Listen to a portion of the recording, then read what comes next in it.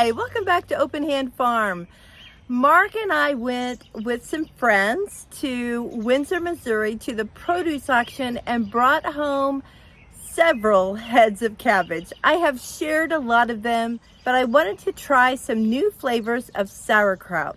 So I wanted to share one of those with you today. It's a smoky kraut and it has kale and carrots in it, as well as fennel and peppercorns.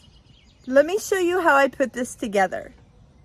The first thing I did was to go out and pick kale. I have lots of kale in my front garden beds, but I wasn't sure how much to pick to make 250 grams. So I just picked a bunch, I brought it in, I washed it really well, and then I started peeling it off of the stems. I saved the stems for my rabbits and that made them so happy. When they were all torn apart, I took them to the scale. Now, when you are weighing things, remember to tear out the scale to 0 before you start adding so that it doesn't mess up your weight. It took a lot more than I thought it would to reach 250. And once I got close, I didn't want to add really big pieces and have to tear them off. I thought these little pieces would do. So eventually I made it to 250.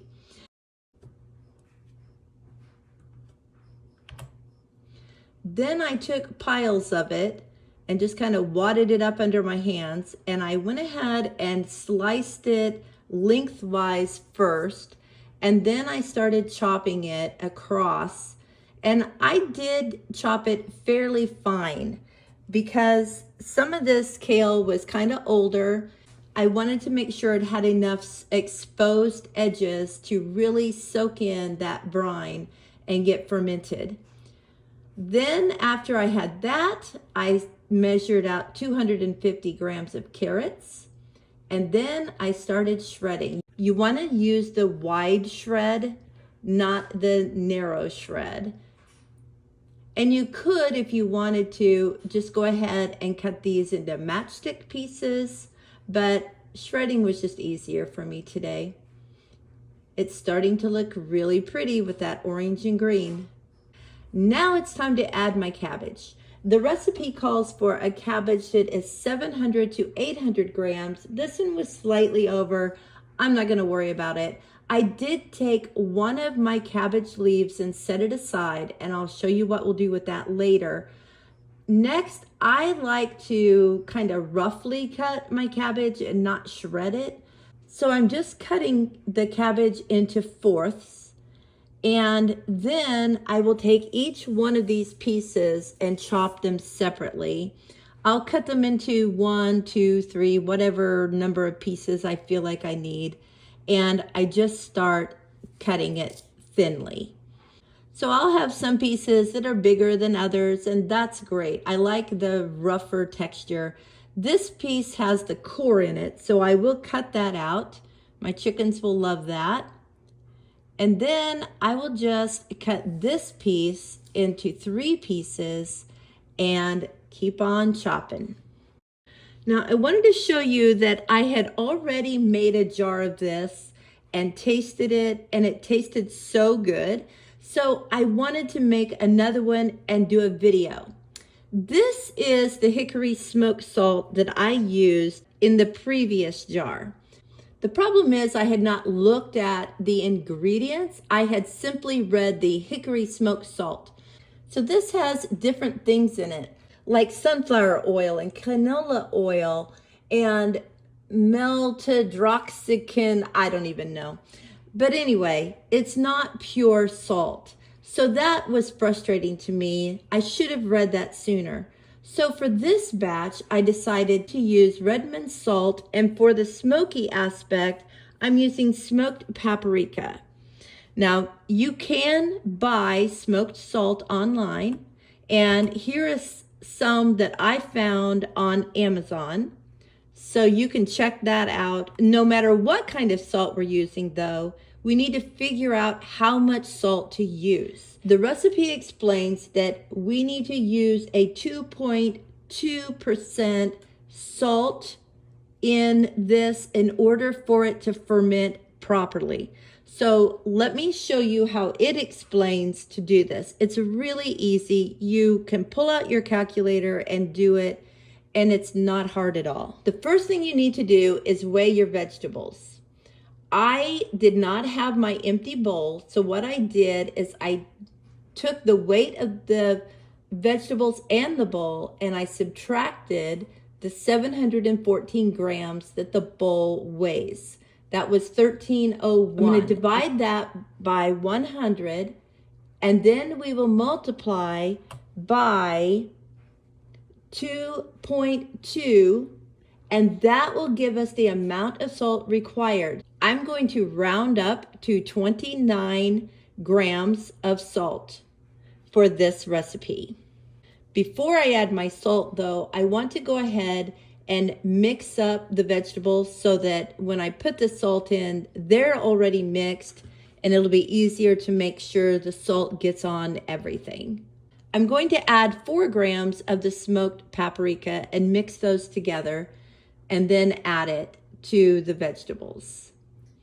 Now the recipe says to toss it in the bowl for 5 minutes. Now most recipes that I have seen for sauerkraut and have done, you pound it with a pounder. This one, you just turn it. After I turned it for 5 minutes, this is what it looked like. It was definitely more wet, and the kale was softer. And now I needed to let it just sit for 45 minutes so that that salt could do more work. What we want it to do is pull moisture out of the vegetables. Now there's 2 more ingredients that will go in, and that is fennel and black peppercorns.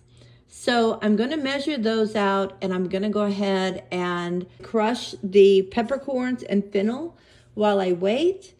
And after my timer goes off, I will pour it into the sauerkraut mixture and mix it all together very thoroughly.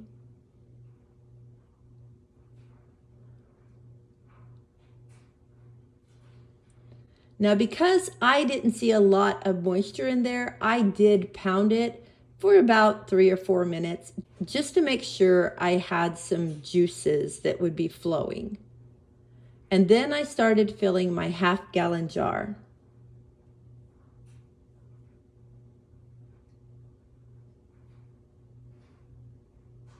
As it got full, I would take my pounder and I would press it really, really hard in all the corners and in the middle until I could see some liquid coming up over the top of the vegetables.